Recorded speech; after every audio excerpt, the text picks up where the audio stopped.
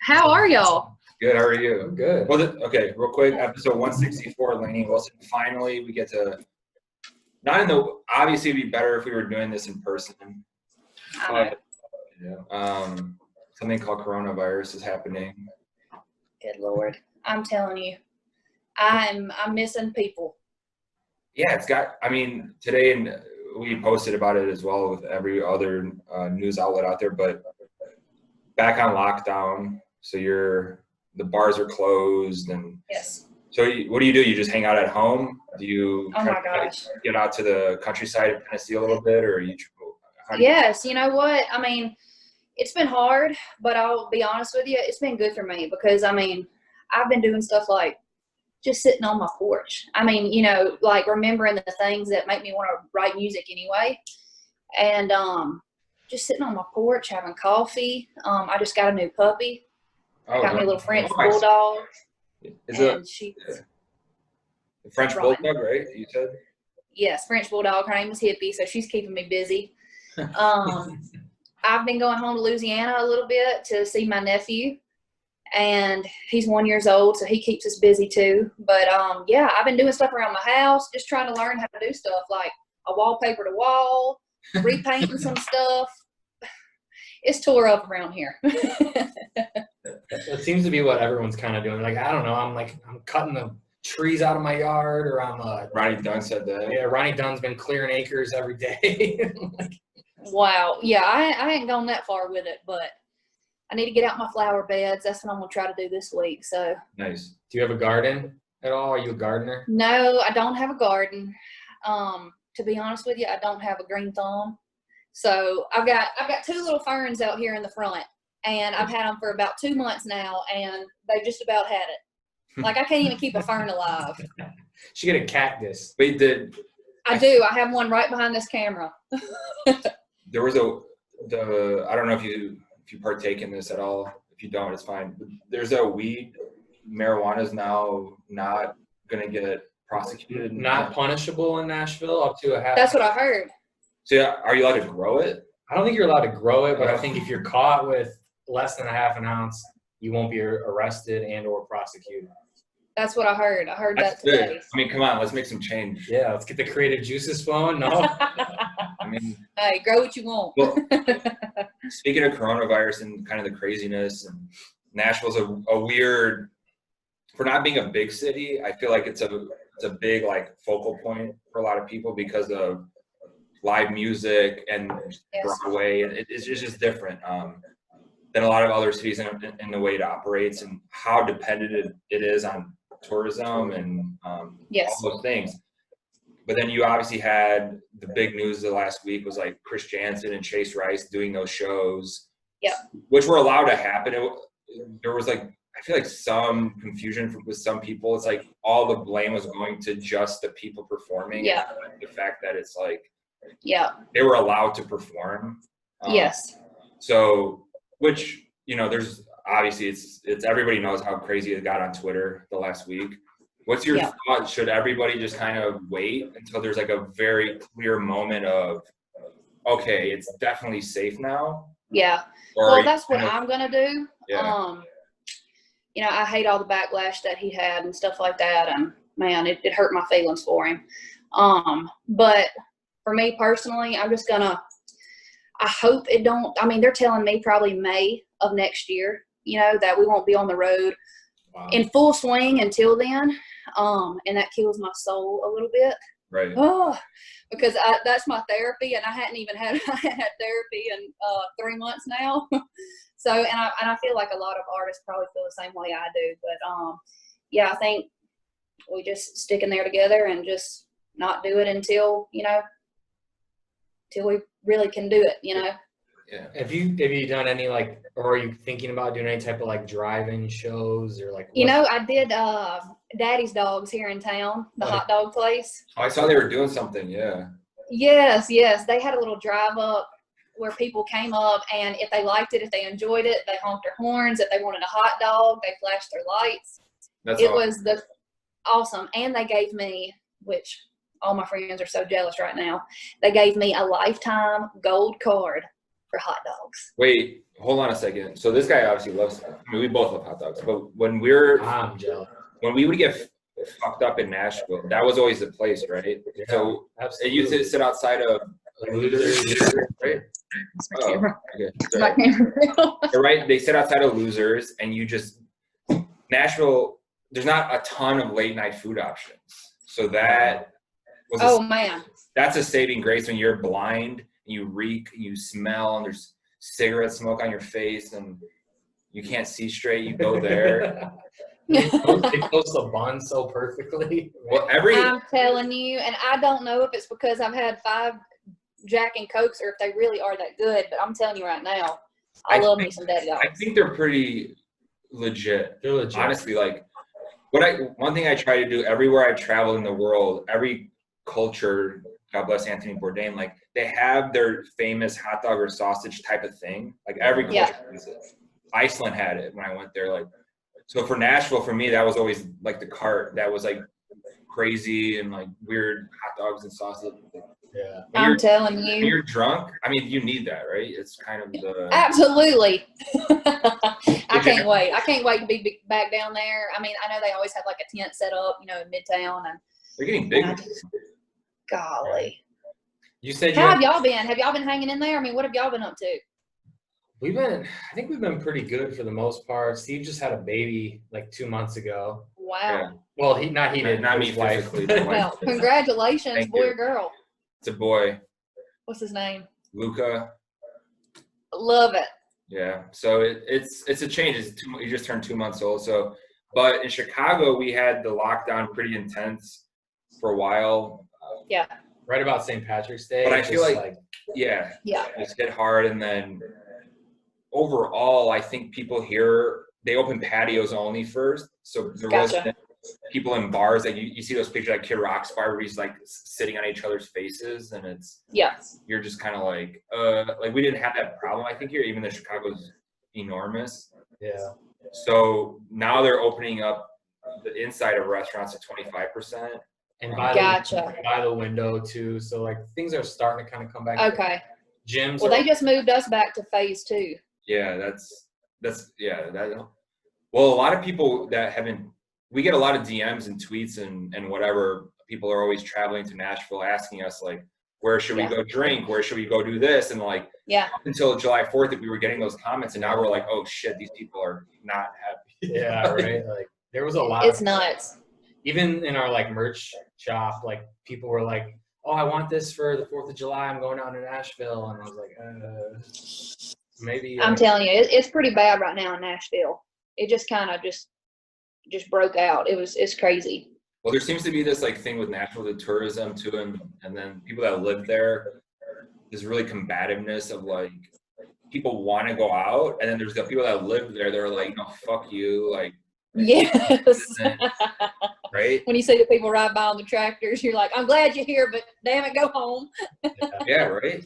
It's like you got to balance the tourism versus like, hey, we want to get out and play some damn shows and a band. Yes. Well, I mean, I think Eric Church said, he was like, my touring for next year is dependent on a vaccine, but there's no guarantee that's going to happen. So at least not soon. Yeah, at least not soon. So it's going to be a really weird next 12 months or longer. It is. That's why I just keep trying to put music out. I'm like, we can't be on the road right now. We can't make fans that way and, keep in touch with everybody. So this is like, it's just learning how to do things different now. I mean, never in a million years did you think something like this would happen. I mean, for everybody. I mean, it is crazy, but I feel like it's taken me a while, but I'm starting to adapt. But I'm going to tell you, I'm ready to get back. I'm ready to get back to it. You mentioned being on the road and building fans. Do you think that's like the most important aspect to building a fan base? Because I feel like we kind of are always like, get out there, chew your ass off. Yeah. For me personally, yes, I feel like I make most of my more like hardcore lifetime fans if I get to see them face to face and connect with them and hug their necks and stuff like that. And I'm still able to do that, by putting music out and stuff. But for me personally, I feel like I connect more that way. It's so hard to, I mean, we're playing shows and stuff, you know, to Instagram and Facebook and stuff like that, but I feed so much off of other people that it's difficult. Yeah, artists or friends we had on the podcast, whatever, they talk about even shows, even with real fans, sometimes the crowd can just be off and not give you that energy you want, let alone not having a crowd at all. Yes. Right. So it becomes there's a lot of artists that I think are doing a great job of putting music out. You're one of them, and doing the lives, doing the, like, Ashley McBryde's been awesome. Luke Combs has been great at it. You're doing it. Cody Johnson. Like, yeah. But you get to a point where you're like, okay, is this going to just be the thing forever? Or are we just going to, like, just do this for a few months and then hope things go back to normal? Obviously, things are going back to normal for a lot of places. Texas, I think, initially opened up first and was like, yes, with the drive-in concerts and all that stuff. But like, I guess certain states, but even then, you wouldn't really want to do it, right? You wouldn't want to travel just to states that are doing it, because then you're going back to where it just doesn't seem like a logical way of going about it. So it is. Even me talking, I confused myself just now. Whatever the hell I just said. I don't even know what the hell I was just talking about. You sound like me. We had some Negronis at lunch too, but you ever you were making cocktails last night on the. I was. Me and Ashley, we made some old fashions. That's our favorite drink, I think, usually. Gosh. Are you an old fashioned fan? I'm an old fashioned fan. Old fashioned everything, not just drinks. Do you have a standard type of go-to? Yeah, like, you get some fancy ones now. You go to a kind of a fancy cocktail bar. They light a little fire and they put it around the thing. Oh, yeah. And smoke. You put like the bark in there and all that stuff. That's what I'm talking about. I like that. I'm a jack. Like, I love whiskey, any kind of whiskey. Man, what have I been drinking lately? This stuff's really good. They're not paying us, but this is a Chicago place called Koval Bourbon. So good. It's like 50% though. It's like, I love that. Bourbons are probably our go-to, I think. Will you just put it on the rocks and drink it on the rocks, or how you drink it? Yeah, one ice cube melts in there, and that's about it. Like, he already drank his. I don't know why I didn't pour me a drink. Y'all are getting started early. We tell this to everybody that's been on. Ronnie Dunn got on 2 weeks ago, and he's like, "Oh, you guys are drinking?" We're like, "Yeah, we told your guy." We always say, grab a drink, get comfortable, get loose. Well, hold up. I'm going to grab a drink. Go get one. Go get one. That's good stuff, people. Yeah, right? That's what you like to see. Yeah, this is now we got a podcast going on here. And I'm perfect. It's a good time for you to hear my little topic and the bourbon as well. You should send her a bottle of this. Like a little one. Yeah, a couple of little bottles out. Yeah, we can send her Bennies. There we go. That's more like it. Right. Guess I'm gonna drink mine on the rocks too. Honestly, what's y'all's drink of choice? I mean, definitely bourbon, or honestly though, I would say this: the tequila thing has gotten more enjoyable. Not shooting tequila like you're at spring break, but drinking good tequila. Like George Strait tequila, like Codigo. You ever had that? I have not, but somebody was telling me about that. It's time I try it. I like tequila too. Phenomenal. So George Clooney with Casamigos, I feel like that was like the first one I was like, oh, this is amazing. And that was the first time where you're like, oh, I guess I could just drink tequila, right? Yeah. It's not like Jose Cuervo shots. And then George came out with his, George Strait. And then Rock's got one. John Wolfe, we had him on the podcast. From Texas, did some great. Oh, man. I do like tequila. Tequila makes me really happy. Yes. I mean, well, some people angry and punches. Some people drink tequila and punch people in the face. Some people. But isn't it the only, like, upper for alcohol? Is that what they say? I mean, a clear tequila, right? Yeah. For me, it's a clear tequila. Yeah. Man. If I had to rank them, though, for the celebrities, it would be George Strait's is number one. George Clooney's is number two. And then The Rock. Yeah, Rock number 3. Really? All right. I'm going to have to go check it out. Right before we had shut down for this whole pandemic thing, they had gave me some tequila shots at the listening room.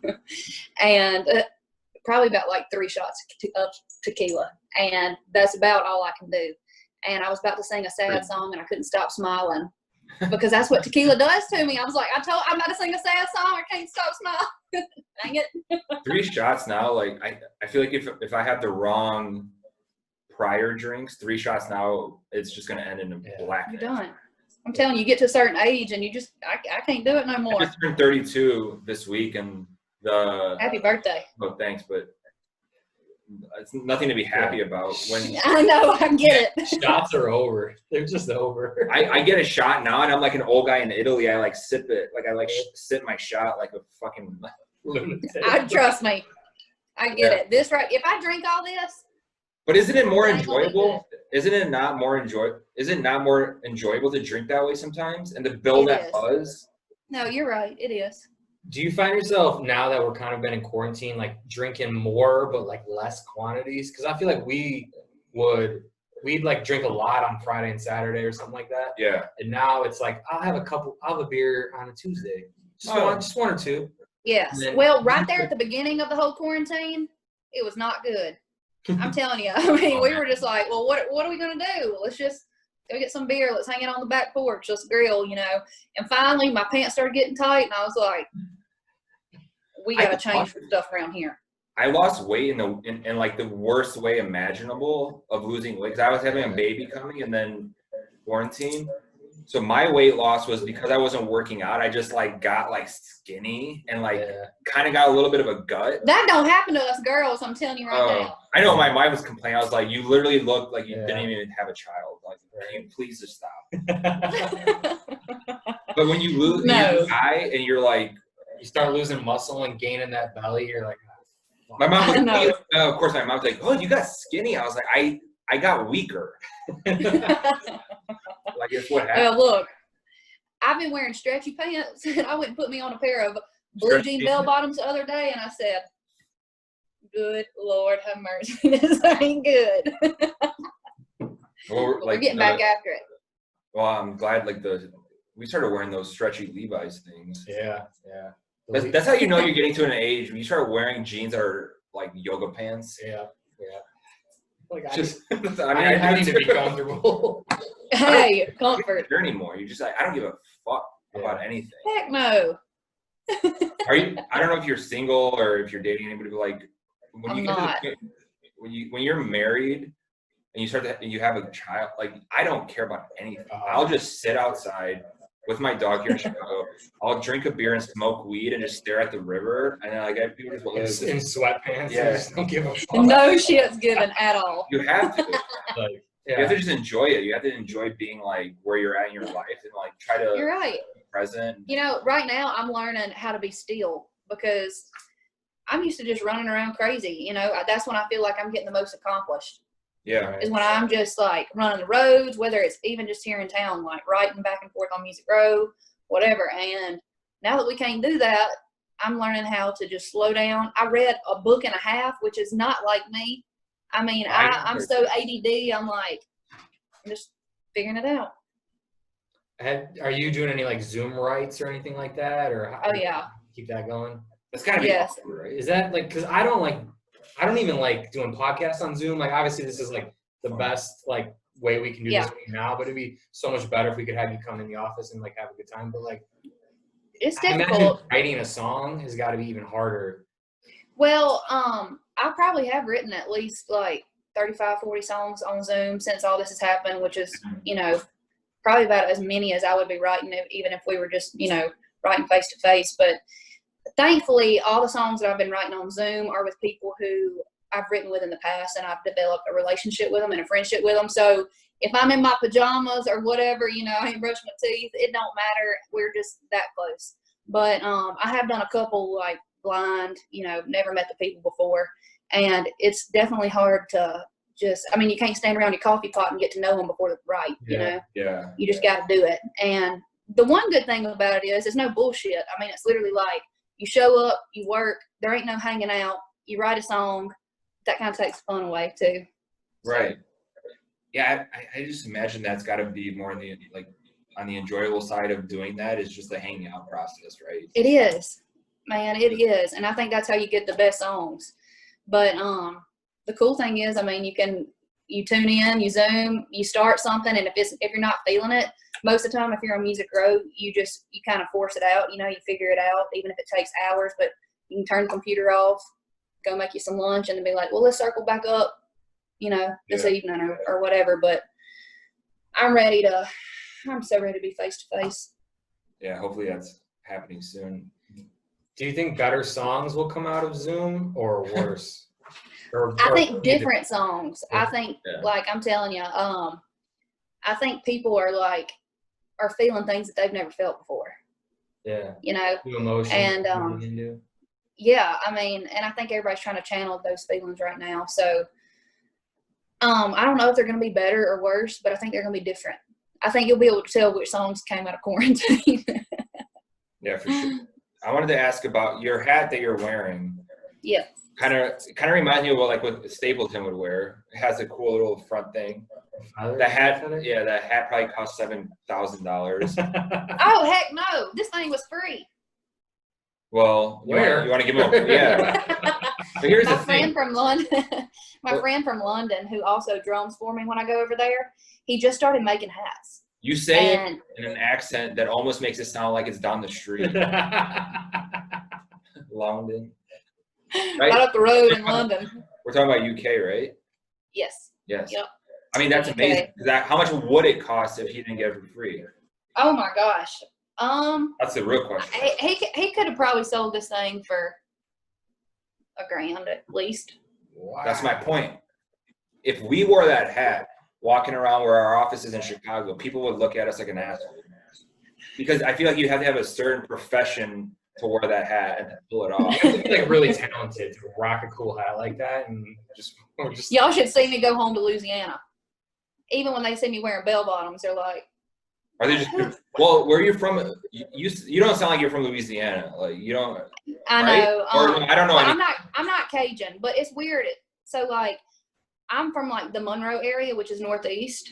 But when you get to about like north, all the way down to about Baton Rouge, they sound like me. They're not Cajun. We're just redneck. And then when you get to about Baton Rouge down, all the way towards Lafayette, New Orleans, it's completely different sound. That makes. I sound honestly more like I'm from Mississippi or Arkansas.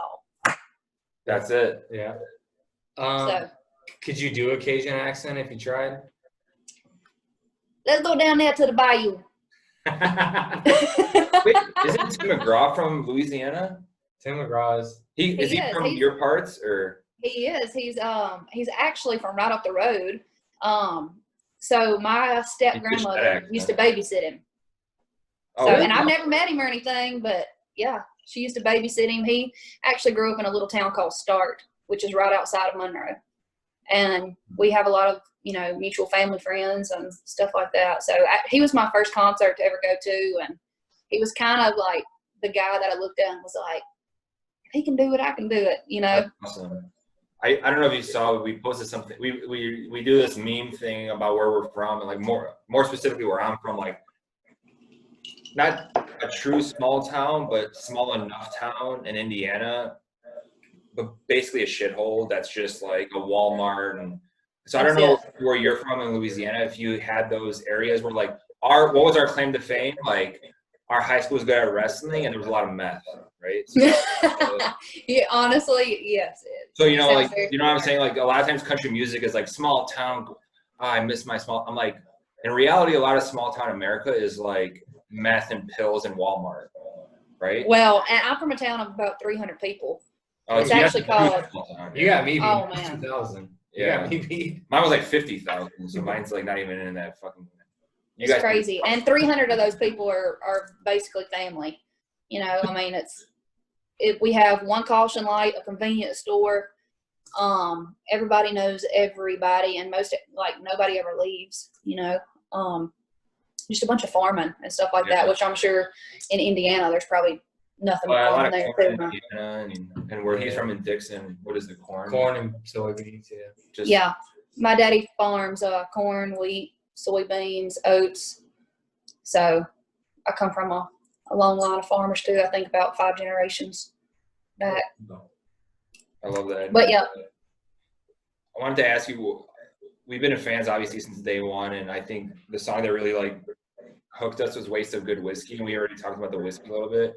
Yeah. Did that song come from something that actually happened, like a breakup? Oh, heck yeah. Yeah. I think everybody's been in that situation before. Yeah. Yeah, no, the guys that I wrote it with, Alex DaCosta and Ethan Bumgarner, I think they had all kind of experienced the same kind of story situation, but just, you know, the roles reversed. And it was one of those just easy, fun songs to write. So catchy. It's like that, to me, reminds me, we've had whole podcast episodes about this, so I don't want people to get like,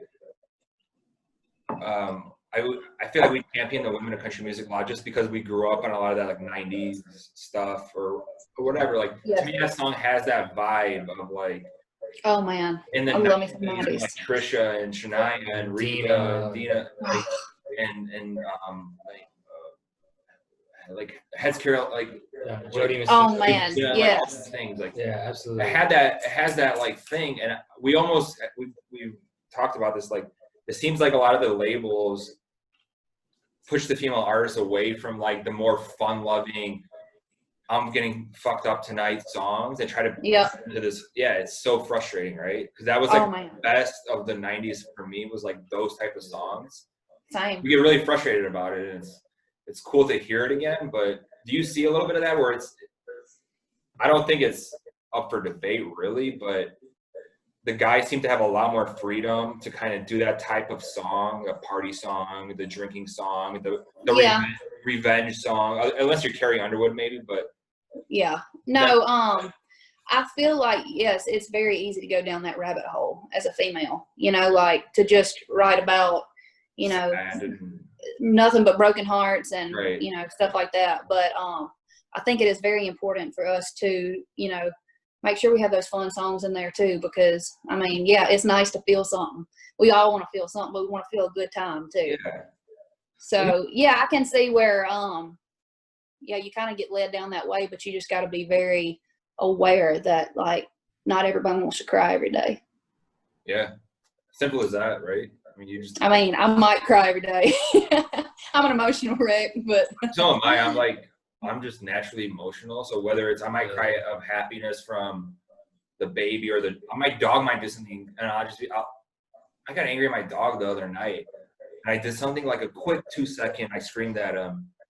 And then like, I literally like cried and like hugged him. I was like, I'm sorry. Like, oh my God. Like, you know what I'm saying? Like it's just kind of one of those things. It's just, you want to have those emotions coming through the music from time to time. Yes. But crying about it. Well, and yeah, it's kind of one of those things where when you do it, you want people to know that you're being for real. You know, I feel like if you have nothing but that kind of stuff, it's not as special or important and it don't hit as hard. You know, I feel like when you have less of those, they're like, all right, she's really, you know, she really pouring her stuff out right there. So, and I think we've always harped on, and I mean, we'll say this till we're blue in the face, but like authenticity has been like something that we just continue to preach like nonstop, like be authentic.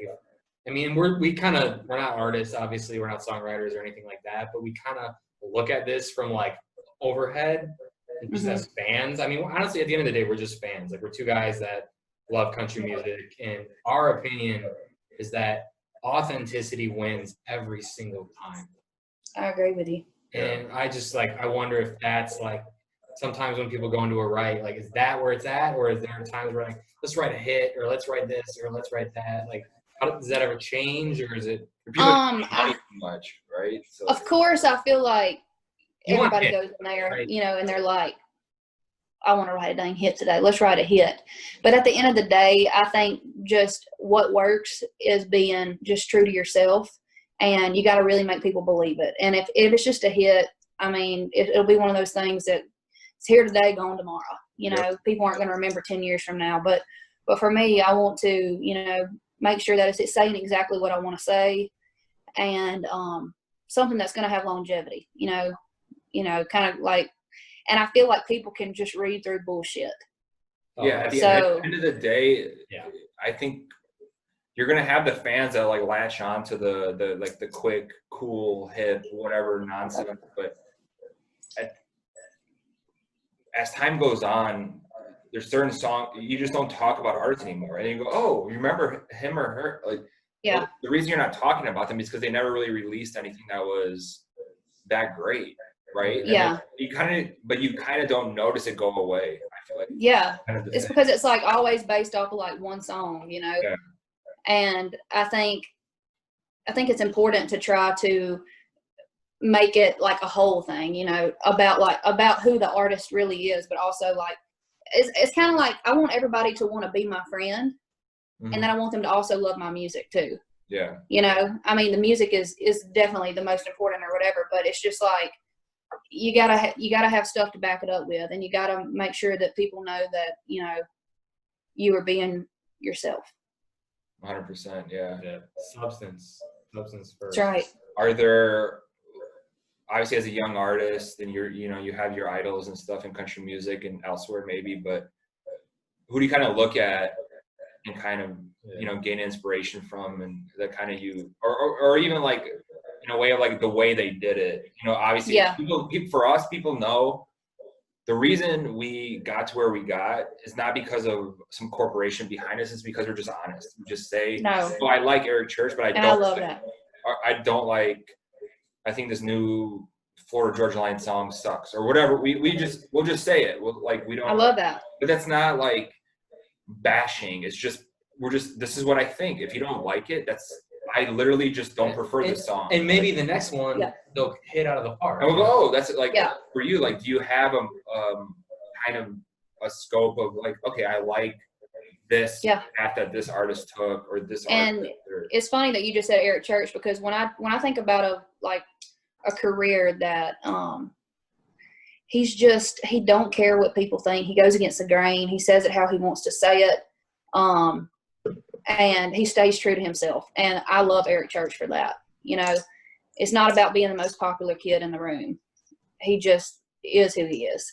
Yeah. And that's what I love about him. I love Chris Stapleton. I mean, he's just unbelievable too. And I look up to him as a songwriter.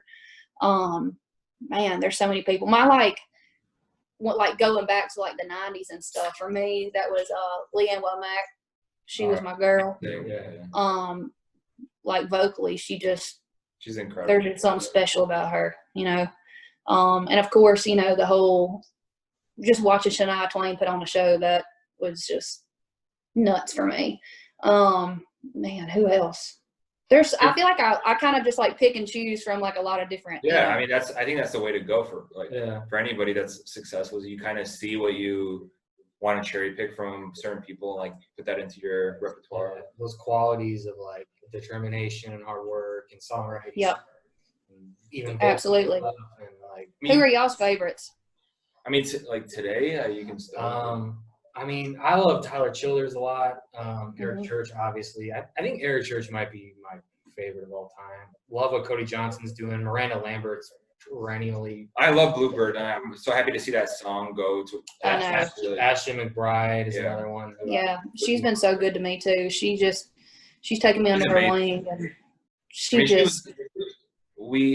was that last July when we hung out with her on a Sunday at Windy City Smokeout. It's like a festival about a year ago. So. Drank a little bit. She's just like the coolest person to just like talk to, just like she is. Home, just drink and then shoot the shit type of. I'm telling you, she's become one of my best friends, and I look up to her for so many different reasons. But kind of the same thing that like the same qualities that I love about Eric, I feel like Ashley has too. Yeah, and absolutely. To give him like he put her on. When I was, what year was that? 2017. 2017. He brought her on stage in Chicago. Yeah. The crazy tour, and like I was there, and he should have been there. But you got to hear the story real quick. Right. But that was like my wife was fucked up out of her mind. But like she was like, oh my God, who is this? And I was like, Ashley McBryde. Like at that time, I think the only song I knew of hers was like Bible in a 44. It's a great song, but. He kind of just put her up there and just like let her rip, and like it was amazing. And then she should be where she's at, but it was cool to see Eric Church be like, you know what, I don't care if you don't know who this is. I'm gonna put her on stage right now. And even at the end, he said you're gonna know who she is, and now we all know who she is. Yeah. And I think she's like and maybe that's just who she is as a person anyway, but I feel like because people have done that for her, she does that for people now. Yeah. And she called WME, she called her management, and she said, put Lainey on every single show that you possibly can. And she's just been a huge champion of mine. I mean, you know, and I thank her all the time. And I'm like, oh my God, thank you. I can't wait to be able to, you know, do this for somebody else the way that you've helped me. And she's like, girl. She said, you helped yourself. And that's hard for me to, you know. I feel like I get Ashley McBryde vibes from you, on your music as well. That's why we wouldn't have you on if we didn't like your music, to be honest. Like, it's true. I mean, I appreciate that. We have a lot of emails of podcast requests that we just kind of go like, no thanks. Not today. No, but speaking of Ashley, she really is. There's a beaver in my yard. Sorry. I look like I don't know if it was a beaver, but. We want to see it. Take your phone and. Hold up. 1 second. Let me see if it's still there. A beaver? I know. It looks like a. Raccoon? It looks like a beaver, but it's not. A groundhog? Groundhog. That sounded kind of like weird. I'm like, dang beaver. There ain't no water around here. Anyway, no, a story that I always like tell people when they ask me about Ashley is we were like, anytime I'm on the road with them and stuff, if she has an extra bunk, you know, she'll be like, Lainey, come on, you know, just ride the bus with us. And anyway, she told me, she said, you know, I'm going to grab your hand and I'm going to help you over this wall. And she said, but you have to promise me that when you find somebody who you love and believe in as much as I do you, that you do the same. Wow. And powerful. I will never forget that. Oh, man. That, like. Maybe we had a few drinks, but that kind of, like, hit me emotionally. Yeah, I'm like. I know, I'm about to cry. Right? Like, shit. Like, no way. That's a good person to say something like that, for sure. I almost want to write an article about that after this and put this clip in there and just talk about that. Like, that's amazing. Absolutely amazing. Yep. Like, now, Ashley, I missed that concert. Yeah, I missed that concert. We reached out to Eric's team, and they hooked us up with some tickets for that show. And they said, what? Like, oh, we got 3. And we're like, no, we needed 4. And they said 3, but I just started dating a girl.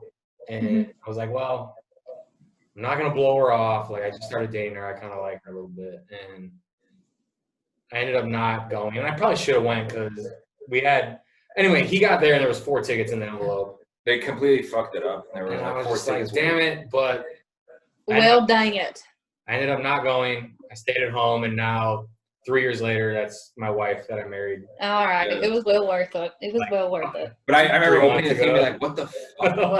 But I missed that Bible in a 44, Eric Church, Ashley McBryde, like, breakout performance. And to this day, I'm still mad about it. My gosh. Speaking of, like, radio and stuff, not speaking of radio, but, like, when we're talking about radio, I don't know why I said that. But when you talk about radio, and there's a lot of issues, obviously, with women getting played on the radio and all that stuff. We don't have to get into all of it right now, but just in general, though, do you not hear stuff that just makes you angry? We ask everybody this kind of. It's like, we just started getting a zip car for, like, maybe to drive places, and you really don't need a car in Chicago. You can just rent one quick. You put on the radio for country stations, and it's just the same 3 songs every hour, every 30 minutes, same shit, always. Do you ever put it on and it has to piss you off a little bit, right? Like, just. Well, for me, I'm like I'm happy, you know, for other people and, like, proud, but there's absolutely this part of me that's like, golly, I want that so bad. You know, like, never do I want to take it away from somebody, but damn it, I want it. But you know it's not that good. Like, it's some of the stuff that's gets played 4 times an hour. You're just like, what is this? Like, why is this? And I actually don't think that it's crazy, because for us, we have a huge reach with socials and the site, but there's not like this. The people react most to music that's not on the radio. It's a Whiskey Myers, Cody Jinks, and Tyler Childers, Miranda, even. Until now, on the radio, like, they're not reacting to, like, the mainstream top big name guys. Like, they're not. Yes. I'm very thankful for other outlets right now because people are still able to find out about you. You know, I mean, like back in the day, that was the only way that you ever found out about anybody. Yeah. But thankfully, there's other things now, like y'all. You know, people are finding out about me because of y'all. Well, even so, I feel like I put Waste of Good Whiskey on every single playlist I ever created, just because I love that song. But thank you. So catchy. And now you got a lot of new stuff coming out, so when we start updating those. Even our new young artist playlist. Yeah. I'm pretty sure Lainey's the cover. Oh yeah, you're the cover of that. Yeah, you're the cover of our young artist. Shoot. We probably need to update that one, so don't go sharing it right away. But like, probably like I love that from last year. But like, you probably retweeted it. Man. But yeah, like no, I mean. By the way, George is looking real good behind y'all, and he's just staring and been smiling the whole time. We got George. And dang. We gotta cover him up. That was like the best like, $400 we ever spent. Yeah, it's expensive. It's expensive to find cardboard cutouts. We're gonna. How do we get a cardboard cutout? We're like. I love it. Like. I love it very much. They're great. So hold up a second. I have a question. So Windy City Smokeout normally happens around this time every year. Yeah. July. I was supposed to be at it this year. Yeah. I know, right? Here's the thing. It's amazing because the food is the best you're ever gonna get at country festivals. All the best barbecue guys. That's what I hear. Around the country. Like everywhere they come there. I'm sad about it, and I haven't spent a lot of time in Chicago. I did have a day off when I was like driving through, and I've played Joe's on Weed a couple times and stuff like that. But I love Chicago from what I've seen. I mean, ton of the country fans here, and like there's a lot of small town feel. I feel like in a lot of areas, but it's a huge city. Yeah, you know, I love it. It's so clean. Yeah, it's clean, and there's great neighborhoods and great food, obviously, and yeah. Do y'all live like in the city? Or do y'all live like in the suburbs? Yeah, we're in the city. We live right in the city. I mean, we actually walk to our office every day. Wow. It's not too. I'll be moving to Colorado in like a year or so, and we might be moving to Whiskey Riff headquarters out there. Yeah. Colorado, we want to be on the mountains. We want some mountains and some nature, and just peace. I don't blame you. Out, I mean, we both. I came from small town Illinois, and he came from Northwest Indiana. And we came when we were 18, and now we're 31 and 2. I'll be 32. How long have y'all known each other? About 10 years. Yeah, we met at college at DePaul here in Chicago, and then we were the first time I met him, he came to a house party I had randomly. He had a Brad Paisley Jack Daniels shirt like that. You're like, we're gonna be friends. That like Jack Daniels, but it was like Brad Paisley's like shirt, and I was like, who's this guy? Because nobody then nobody here listened to country music. Because this was 2007, and I came from a town where, everyone liked country music, 2,000 people, small town. Yeah. Moved to Chicago to go to college, and just like kind of a fish out of water in a lot of ways. Yeah. Also, like, I don't know, my parents were from the burbs, so it like wasn't too much of a culture shock, and then I saw his Brad Paisley shirt, and I was like, I gotta be friends with this guy. And then we just kind of hit it off. And then we went to a Brad Paisley, Miranda Lambert, and Justin Moore concert. The drunkest I've ever been in my life. We drove to Michigan. For it. What in the world? Literally, like, it was just. Do you remember when you were younger, like the drunk moments compared to now were like viciously drunk, where you would pray like at the toilet, like, I swear to God, I'll never drink. Just let me. Like now I can have 3 drinks and wake up and feel that way. Then you get in the car and you're like, okay, I feel better. But then you look and you go, oh my God, I'm 4 hours from home. Yeah. And then you just like, been there. That was a rough night, but it was like one of the nights where we were like, all right, let's do this for real. And then he had a little bit of experience with websites and stuff, and he's like, I want to do a country one. You want to get in? And I was going to law school at the time, and I just was like, yeah. Well, that's it. We just saw it's like, let's be honest, like, country media has been so boring, so lame, so this and that, and then we know that whether it's you're looking at the Texas artists or whoever, there's so much passion with these young fans that they love real deal country music. Yeah. They like to have a good time too. Like you can entertain, our thing is entertain and inform, but we can make you laugh, but also inform you about like something. Like we can say, oh, so-and-so has a new song. But like we're not. You know what I love about this podcast too? Ain't nothing about this podcast cookie cutter. Oh no, that's we always use that word to describe everybody else. There's no cookie cutter bullshit. It ain't cookie cutter. I feel like, I wish I was sitting across the table from y'all, but this is, pretty close to it. That's our goal always, is to say just hang out, be and I think yourself. We've done a good job in the past. Like unfortunately, like right now, like you can't be in here with us, but like every artist that's ever been in here, from John Party to Kid Moore and everybody in between, like always have a good time. And they're always surprised. That was fun. I feel like they're surprised. They're like, oh wait, I thought this was an interview. I'm like, this isn't an interview. Like, we hanging out, doing the shit, and we're gonna record it and talk about life and talk about music and talk about talk about meth, talk about weed. We talked about it all. How's your dog doing? Wait, where is your dog? Is it? You want me to go grab her? Yeah. I want y'all to see her. Hold up.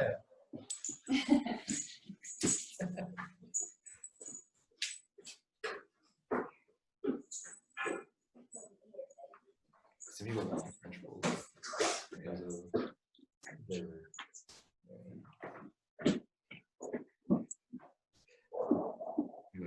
Oh, look at that, sweetie. Gosh. Her name is Hippie. Hippie. What's I've up? had her for about 2 weeks now, and she is so smart. She's already going to the door. How old is She's she? 10 weeks. Oh, look at that sweet face. Look at that face. Oh, She's rotten. Oh my God, I want to squeeze her Went to ear. the vet for the first time today. They're so My little road dog right here. Yeah. I can't wait. When you go out on the road, she's smiling. When you go out on the road, are you like in the bus? Are you still doing the van thing, or where you at? Like, there's been a few times where like publishing companies will send out a bus and their writers for me and the band, and like a right. So we'll have a bus for that. But if we're not in the bus, I have a truck and a trailer, and we just load it up and go. Yeah.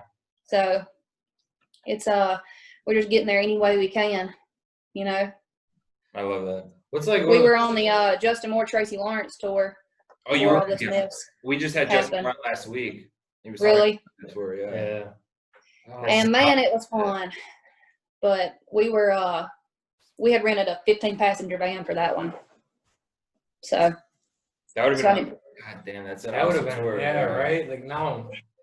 Oh, it was. You had to be so bummed about that, right? Gosh, well, we got to do. I think we probably had about 6 shows left on the tour, and it was definitely heartbreaking. But those guys too, they're some good boys. Good Lord, I grew up listening to Tracy and Justin too, and they both treated me like family. They were good to me. Yeah, and every time I come off stage, Tracy had watched every single one of my shows, and Justin watched most of them too. And Tracy would give me a sip of his whiskey, and all of his friends would be like, he must really like you because he don't let nobody drink his whiskey. I was just thinking today because I posted that photo on Instagram of him back in the day, like him with his ridiculous polka dot shirt. And he just seems like the type of dad. Right, like that dad. In a good way. He's so awesome. No, he is. And it's like nice. One of those shows too where like you're like, heck yeah, I know Tracy Lawrence, and then he just plays hit after hit, and you're like, how many number ones does this son of a gun have? Yeah. He's kind of like sneaky legend. Yeah. Like he's like a sneaky legend. When you're like, you think of the 90s, you think of like Alan Jackson, George Strait, Shania, and then you're like, you go to Tracy, you got Penny in Birmingham, I'm telling you, and just like it goes on, and like, man, he's so good. And then with Justin and you on a tour, Justin's underrated too. I've always thought Justin was underrated. So like that was like a killer lineup that you guys had. I mean, hopefully you guys can figure something out in the future. Yeah, I'm sure we will. We'll probably finish them off sometime. Probably next year. Yeah, like is there any like plan for anything, or is it just kind of like right now? Not right now. There's no like date set in stone or anything, but it's definitely been talked about. And do you have your crew that you write with, like your regulars that you just like love to write with? You're kind of I feel like she's chewing something up. It's taken me a while to find like my circle of writers. And I'm always down to write with whoever too. I'm always down to like try different things and stuff. But I feel like I finally found, those core people that I know I'm gonna get a good song with. Brent Anderson, he is an incredible songwriter. He is, good Lord, he's just a genius. Brandy Clark, she's another one that has been very sweet to me. Absolutely. And man, who are so many people come to mind. Bryce Long, he writes a lot with John Party. Yeah. He's super country. Jonathan Singleton. With Luke. Jason Nix, he's another artist here in town. And just, I always say I want to be the worst writer in the room because I just want to get better. Like that sounds weird coming out of my mouth, but that makes I always want to be the worst. Yeah, entirely. Yeah, I always feel like I just learned something every time. Yeah. You never want to be the smartest person in the room either. Like, you're always learning something. That's the case. Yeah. No, it's always so much fun. I love my job. I do. I can't imagine doing anything else, and I don't really know how to do anything else. So this is it. This got to work. Right, and we obviously love your music. Before we let you go, you released a new song recently called Sunday Best. Yes. Planning on releasing more music, new, just because you have no idea what's going to be coming, which is right now we're just going to keep on cranking them out. We do have the whole record done. I got to work with Jay Joyce on the record, and right now we're doing what you want to call like a waterfall kind of release where we put out 4 songs in the past 4 months, and we got one more coming out this month. So and then the rest of the record will probably come out sometime at the end of the year. But I feel like, you know what? Like, right now, people need music more than ever. And I'm going to just keep pumping them out. Let's do it. We should, after this, we'll talk to your team. We'll, set you up for another, do a Facebook Live where you can just come on and just perform I love that. 30 minutes and just sing your songs and do whatever the hell you want. I would love that very much. Yeah. Real quick though, how awesome is Jay Joyce? Because I've heard so many good things. Like Brandon Lancaster tells me that he's the wildest dude in the world, and golly, he's I like to call him a mad scientist. Yeah, exactly. That's what Brandon said. I mean, I'm telling you right now, he lights a cigarette on a toaster.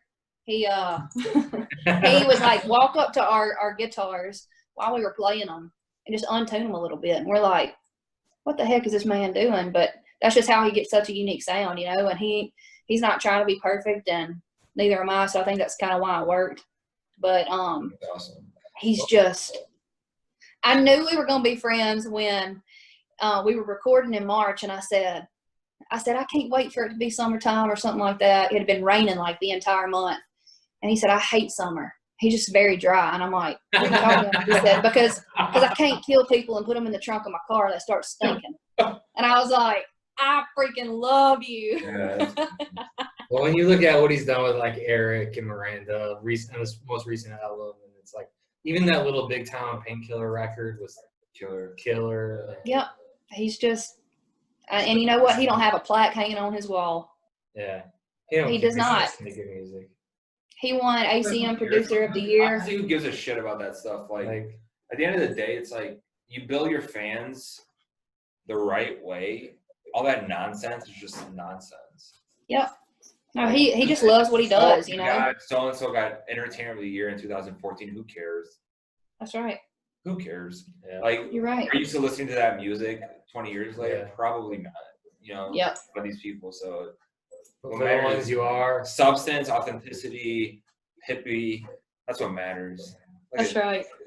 Is she not cute? I mean, I know I'm a little bit partial, but come on now. Adorable. She's cute. I want to eat her face in a not violent way. In the you will never meet her. You will never meet her. in the cover. We better meet her. You better if you find out a way to bring this. I'm coming to hang out there once all this mess is over. And I want y'all to show me all the cool Chicago spots. Cause I don't know. We always say this, like, hopefully if things settle down, maybe it's next year, but we always want to do these podcasts where it's like, if you were in the office today, we do the podcast, we hang out, we have some drinks, we go get lunch, and we go to a Cubs game. And we continue to take video, and we do all these things. I love that. Yeah. Like experience. I love it. All right. All right. Don't let me down. Don't let me down. I'm telling you. Thank you so much. I'm coming. Yeah, I appreciate y'all. Talk to you soon. And we'll do a Facebook Am Live. I going to have to drink the rest of this? Hold on. I'll put a little bit. Yeah, we'll do it too. I appreciate y'all very much. It's like 50%, so give us a break. Yeah. Well, Oh, Lord. thank you for coming. Mine's 47%, so right there this at is actually 47.5. I was lying. Jesus, you caught me. Cheers. Thank you. Y'all be good. You too. Be safe. You too. Bye, Hippie. Take care of that baby. I will. Take care of her. I will. I will. Thanks, guys. See ya. Bye.